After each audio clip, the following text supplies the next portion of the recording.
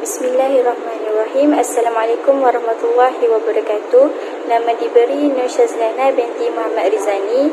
Nombor metrik 058549. Saya daripada Diploma Pengajian Islam dengan Teknologi Maklumat ingin membentangkan tajuk iaitu Sejarah Pensyariatan Solat Fardu serta Hukum Berkaitan.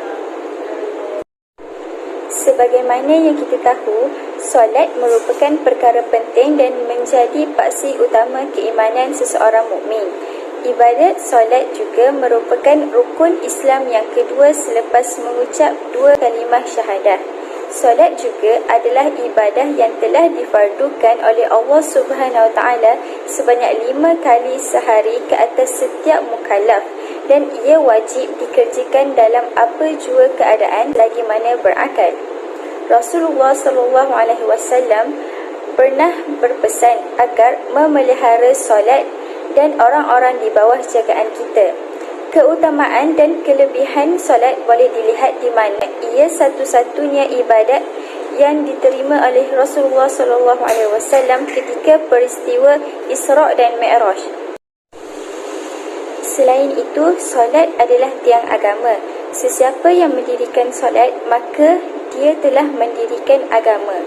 Dan pendidikan solat ini bermula dari zaman kanak-kanak yang berusia 7 tahun dan dipukul pada umur 10 tahun jika tidak melakukan solat. Sesiapa yang meninggalkan solat seolah-olah dia merobohkan agama.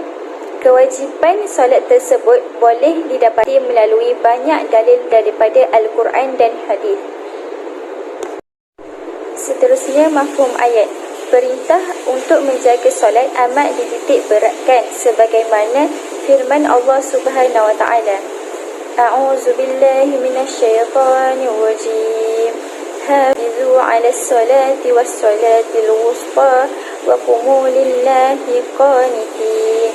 Sadaqallahul azim. Surah Al-Baqarah ayat 238. Maksudnya, peliharalah kamu iaitu kerjakanlah dengan tetap dan sempurna pada waktunya segala sembahyang fardu, khasnya sembahyang wusta iaitu sembahyang asar, dan berdirilah kerana Allah iaitu dalam sembahyang kamu dengan taat dan khusyuk. Seterusnya, latar belakang sejarah pensyariatan solat fardu serta hukum yang berkaitan. Pensyariatan solat telah berlaku sebelum zaman Nabi Muhammad SAW. Hal ini boleh diketahui menerusi firman Allah kepada Nabi Ismail AS dalam surah Maryam ayat yang ke-55. Sebelum solat 5 waktu diwajibkan kepada umat Islam, solat pertama diwajibkan adalah solat malam. Selepas itu, melalui firman Allah dalam surah Al-Muzammil ayat yang ke-20 memberi keringanan dalam kewajipan solat malam. Ia diganti dengan qiyamulai iaitu menghidupkan malam dengan ibadah seperti solat malam, membaca Al-Quran, berzikir dan lain-lain. Kemudian, kewajipan ini juga diringankan dengan perintah solat wajib 5 waktu ketika peristiwa Isra' dan Mi'raj. Pada awalnya, Allah Subhanahu Wa Taala memerintahkan solat 50 waktu dalam sehari semalam kepada Rasulullah SAW. Baginda pun menerima perintah itu dan ingin kembali ke bumi. Tetapi di langit ke-6, baginda bertemu Nabi Musa AS. Lalu dia mengenai perintah yang diberikan Allah kepada baginda.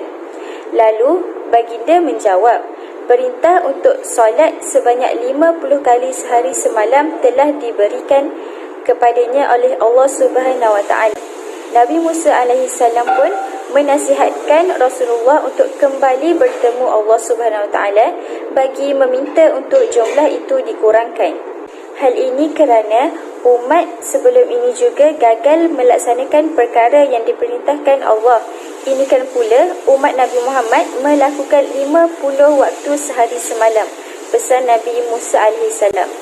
Rasulullah SAW menerima nasihat itu, lalu baginda pun kembali menghadap Allah Subhanahu Wa Taala untuk meminta pengurangan. Lalu jumlah itu dikurangkan kepada 40. Kemudian Nabi SAW turun semula ke langit ke-6 bertemu Nabi Musa AS yang kemudian mencadangkan agar jumlah itu dikurangkan lagi. Begitulah seterusnya berulang kali sehingga jumlah tersebut berkurang menjadi 5 waktu.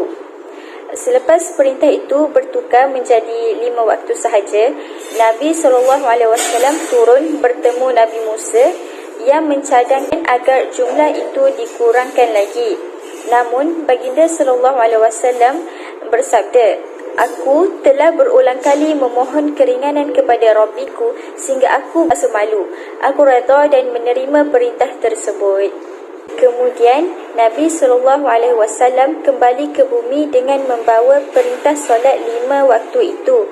Semua waktu solat hanya diwajibkan 2 rakaat saja, kecuali waktu maghrib 3 rakaat pada waktu awal solat diperintahkan wajib. Selepas berhijrah ke Madinah, Rasulullah SAW mendapat wahyu agar 3 waktu solat iaitu Zuhur, Asar dan Isyak ditambah 2 rakaat setiap satu sehingga menjadi 4 rakaat. Waktu solat maghrib dan subuh kekal dengan 3 dan 2 rakaat sahaja. Begitulah secara ringkasnya tentang sejarah solat yang dititik mulakan dari peristiwa Isra' Mi'raj. Sebab pemilihan tajuk, solat merupakan satu bentuk peribadatan yang sangat penting dan berfungsi untuk membentuk peribadi seseorang. Semakin banyak seseorang itu melakukan ibadat solat, maka semakin bertambah kukuhlah keimanannya. Oleh itu, pelaksanaan solat dapat mencegah daripada perbuatan keji dan mungkar. Namun begitu, solat juga menjadi benteng daripada melakukan maksiat dan kemungkaran. Hal ini dapat dibuktikan melalui hasil kajian yang dilakukan oleh Farihah Hussein dalam kajiannya terhadap keruntuhan akhlak di kalangan remaja. Beliau mendapati tiada penghayatan ibadah khusus terutamanya solat fardu telah menyumbang kepada keruntuhan akhlak di kalangan remaja. Hasil kajian beliau menunjukkan bahawa pengabaian solat fardu adalah faktor berlakunya gejala keruntuhan akhlak di kalangan remaja hari ini. Jadi, sebab saya memilih tajuk ini adalah untuk membuka mata masyarakat akan pentingnya solat itu bagi kehidupan di dunia dan di akhirat kelak. Nas Al-Quran serta terjemahan Nas. Umat yang mendakwa solat fardu itu hanya 3 kali sehari, cukup 1 rakaat dan berakhir dengan salam telah dianggap menghadapi syubhah atau kekeliruan golongan Quranis moden. Mereka ini mendakwa Islam sudah mampu difahami dengan Al-Quran semata-mata tanpa perlu melihat penjelasan dari segi pengalamannya berdasarkan kefahaman Rasulullah SAW dan sahabat. Generasi yang di sisi mereka Al-Quran diturunkan. Sedangkan generasi awal Islam ini telah berijma', yakni bersepakat tanpa bantahan bahawa solat itu 5 kali sehari semalam. Allah Subhanahu wa taala telah berfirman, "Wa aqimis salata tarafin nahar wa zulafan minal layl innal hasanati yuzhibna as-sayyi'ati zalika zikra lizakir." Maksudnya, dan dirikanlah sembahyang pada 2 bahagian siang dan pada waktu-waktu yang berhampiran dengannya dari waktu malam. Sesungguhnya amal-amal kebajikan itu menghapuskan kejahatan. Perintah-perintah Allah yang demikian adalah menjadi peringatan bagi orang-orang yang mahu beringat. Ayat Al-Quran ini merujuk kepada 3 waktu solat, tetapi tidak pula menghadkan kepada setiap waktu solat itu ada 3 fardu solat sahaja. Contohnya, jika seseorang guru berkata kepada anak muridnya, "Hendaklah kamu belajar pada waktu pagi, petang dan malam." Apakah yang guru itu maksudkan hanya perlu belajar 3 sabit sahaja? Ternyata tidak dan memerlukan kepada perincian. Pengajaran atau pandangan ulama'. Sememangnya ulama' berbeza pandangan tentang apa yang dimaksudkan dengan tarafi fi an-nahar dan zulafa minal lail. Ada yang berkata tarafi fin nahar itu bermaksud subuh dan zuhur dan asar, atau subuh dan maghrib, atau subuh dan asar. Begitu juga dengan zulafan minal lail, sama ada maghrib, isyak dan subuh, atau maghrib dan isyak sahaja, atau isyak sahaja. Pendapat yang dipilih sebagaimana yang disebut oleh Al-Qurtubi di dalam tafsirnya ialah bahagian pertama siang itu bermaksud solat fardu subuh, dan bahagian kedua siang itu merangkumi solat fardu zuhur dan asar.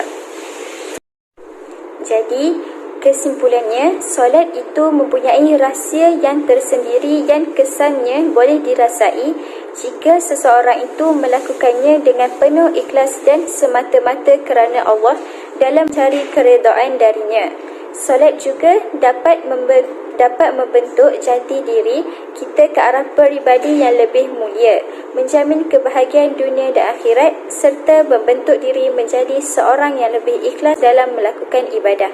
Mulai saat ini, marilah kita memperbaiki solat kita ke arah yang lebih baik agar segala amalan kita diredai oleh Allah Subhanahu Wa Taala. Sekian itu saja daripada saya. Terima kasih.